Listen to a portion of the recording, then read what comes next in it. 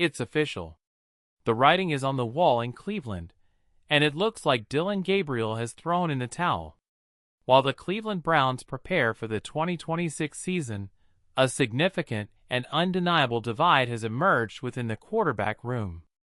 Dylan Gabriel is nowhere to be found, while another young star, Shedeur Sanders, is consistently at the team facility. The situation has shifted from a standard off-season waiting game to a full-blown narrative of a player potentially checking out on his franchise. We are breaking down the most dysfunctional, or exciting, QB room in the NFL. The current situation surrounding Dylan Gabriel has reached a tipping point, according to reports from the recent NFL league meetings. Peter Schrager reported that Browns head coach Todd Monken noted Shedeur Sanders has been in the building a significant amount over the last few months working out. In stark contrast, Monken stated that, as far as he is aware, Dylan Gabriel has not been present. Dylan Gabriel is currently a no-show at the facility, while Shedeur Sanders has been consistently putting that work in to be QB1. This lack of physical presence by Gabriel during the early stages of the Todd Monken era suggests a total disconnect between the player and the organization's current trajectory. It is not just about being absent. It is about the message that absence sends to a brand new coaching staff looking for leaders. The internal logic for Gabriel's absence may stem from the fact that he sees the writing on the wall. Following a 2025 season where Gabriel was a starter, but was subsequently sidelined due to a concussion, and then replaced, his path to the starting role has narrowed to almost nothing. The team's body language and the coach's recent comments suggest that the bridge might already be burned.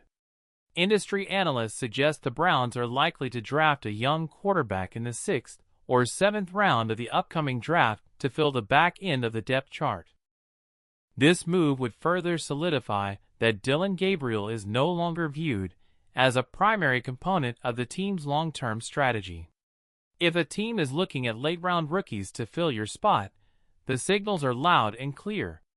During the league meetings, Todd Monken provided concrete details regarding how he intends to manage the roster and the distribution of power. According to Daniel Oyusi, Monken addressed the distribution of repetitions during the upcoming off-season workouts with a very direct approach. Monken stated, "Who starts out getting the most reps will be decided on what we've seen in the past and where the year ended." He further clarified that these repetitions would be fluid over the course of the spring. This is a critical distinction because it means the starting line is not equal for everyone. Monken also confirmed that he has seen Deshaun Watson in the building and spoke with him shortly after being hired as the head coach. This confirms that while Gabriel is out of sight, both Watson and Sanders are making their presence felt. Monken's philosophy on competition is rigid and leaves little room for those who are not present. He explained his stance by saying, "I think there's always competition irrespective of the number of reps a player gets. The number of reps a player gets doesn't eliminate competition." He elaborated that he does not see a scenario where repetitions are divided evenly across the board. Instead, the team intends to allocate repetitions to the players they feel give the team the best chance to win on a daily basis. Monken added that he anticipates playing his starters during the preseason, though the specific amount of playing time remains undetermined. If Gabriel isn't there to take the reps, he's already lost the competition. In a professional environment, availability is often the most important ability, and Gabriel is currently offering none. Local media outlets in Cleveland have begun to dissect the implications of these coaching statements with a high level of scrutiny.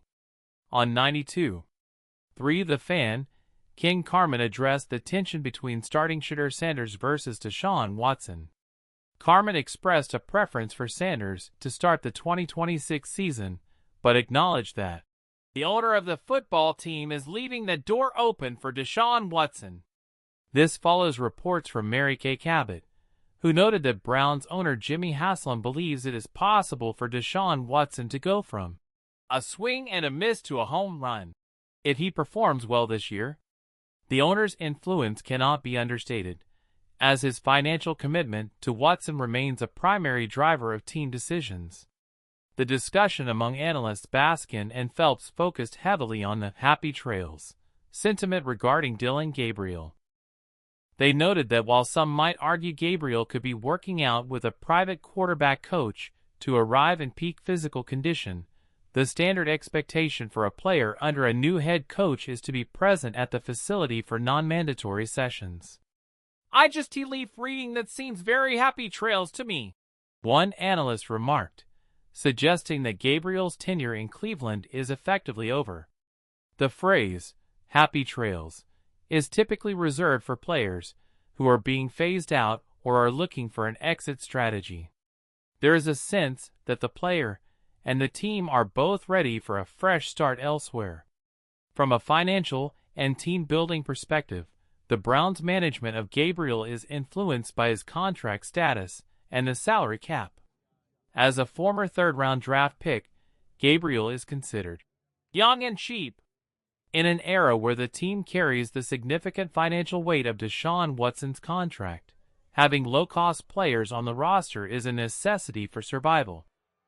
However, being cheap does not guarantee a roster spot if a player is not engaged with the new coaching staff's program. A player who is perceived as having quit on the team rarely stays long, regardless of how small their paycheck is compared to the superstars. The current atmosphere surrounding the team indicates a two-horse race for the starting position, leaving Gabriel in the dust. Shedeur Sanders has established a strong building presence and a visible work ethic, while Deshaun Watson maintains the owner's support and a high valuation contract. Dylan Gabriel's exit seems increasingly certain because there is little incentive for him to remain in a situation where he was previously pulled from the lineup and subsequently ignored. The happy trails reality is that if you're not in the building with a new head coach, you're essentially saying goodbye. Professional football moves fast, and those who do not show up for the transition are often left behind in the previous chapter. Looking forward to the 2026 season, the decision for the starting quarterback will likely come down to the final weeks of training camp and the performance in the preseason games. Monken has emphasized that he wants to exit the spring with a narrow depth chart to balance the repetitions for the anticipated starter.